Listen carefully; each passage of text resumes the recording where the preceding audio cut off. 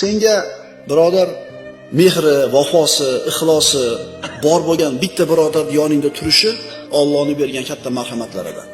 Yoningizda bitta birodar bor, mehri bor sizga, shafqati bor, ixlosi bor, vafosi bor, qalbi sizga nisbatan toza.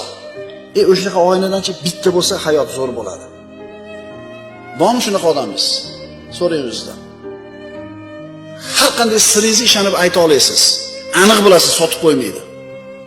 Aniq bilasiz, sizni tashvishingizni, g'amingizni qiladi. Bormi shunaqa odam? Qiyomat kunida hamma qo'rqib, ahvoli nima bo'lishligini bilmay, xavotirda turgan paytida Alloh taolo aytadi: "Men uchun bir-birini yaxshi ko'rganlar qani?" deydi. "Men uchun bir-birini yaxshi ko'rganlar qani?" Hech qanday soya bo'lmaydigan bugungi kunda o'zimni soyam bilan soyalantiraman deydi. Bu ulug' martaba. Bu katta narsa.